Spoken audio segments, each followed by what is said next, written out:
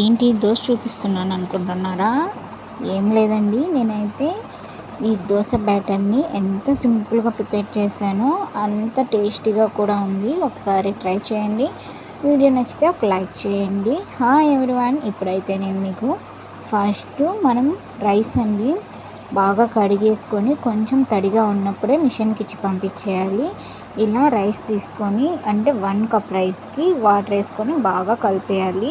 మీకు first water చూపిస్తాను కదా, ఆ వాటర్ అనేది బాగా బాయిల్ అవ్వాలి. బాయిల్ అయితే అప్పుడు ఇది వేసేసుకోవాలి. నేను కొంచెం బాయిల్ అవుతుండగానే వేసేసాను. ఇంక ఇలా వేసి బాగా కలుపుతూ ఉండాలి. దీన్ని మేము కొరటా అంటాము. మరి మీరేమంటారో కామెంట్ సెక్షన్లో కామెంట్ చేయండి.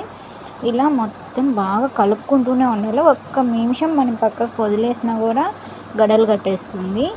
ఇలా మొత్తం నీట్గా కలుపుకునేసి బాగా చల్లార్చుకున్నాకే మనం దోశ బ్యాటర్లోకి ప్రిపేర్ చేసుకోవాలి. ఎప్పుడు ఉద్దిపప్పు ఇవన్నీ మొత్తం కలిపి నానబెట్టుకున్న తిన్న టేస్ట్ వేరేగా ఉంటుంది. దీని టేస్ట్ వేరేగా ఉంటుందండి. ఎందుకంటే దోశ అనేది కూడా అంత స్పాంజ్గా, అంత స్వీట్గా, అంత బాగుంటుంది. ఇది మా అమ్మమ్మ వాళ్ళు ట్రై చేసేవాళ్ళు. ఇప్పుడు నేను ట్రై చేశాను. ఉద్దిపప్పు ఇలా నానబెట్టుకుని ఇందులోనే మెంతులు కూడా వేసి నానబెట్టుకొని మొత్తం గ్రైండ్ చేసేసుకోవాలి. చూడండి, మనకి రైస్ పౌడర్ అనేది చాలా తడిగానే ఉంటుంది. తడిగా ఉన్నప్పుడే ఇదంతా మిక్స్ చేసుకోవాలి. ఉద్దిపప్పు మనం చేసుకున్న కొరటా ఉంది కదండి, ఆ కొరట కూడా ఇది కూడా వేసేసి మొత్తం ఇలా మిక్స్ చేయాలి. ఫస్ట్ మొత్తం మిక్స్ చేసుకున్నాక కొంచెం కొంచెం వాటర్ యాడ్ చేసుకుంటూ బాగా తిక్కుగా కలపాలి. తర్వాత మళ్ళీ ఇంకొంచెం వాటర్ వేసుకుంటూ మళ్ళీ కలపాలి. ఇలా మొత్తం మిక్స్ చేసేసరికి నాకు ఆల్మోస్ట్ చాలా టైమే పట్టింది. ఇంక ఇది చాలా కష్టమేనండి. ఏదో ఈజీ అనుకున్నాను, చేస్తూ ఉంటే ఈజీనే కదా, మనం ఎంతసేపు చేయొచ్చులే అనుకున్నాను. అంటే నేను కొంచెం పిండి ఎక్కువ తీసుకున్నాను కాబట్టి నాకు కొంచెం ఎక్కువ టైం పట్టింది.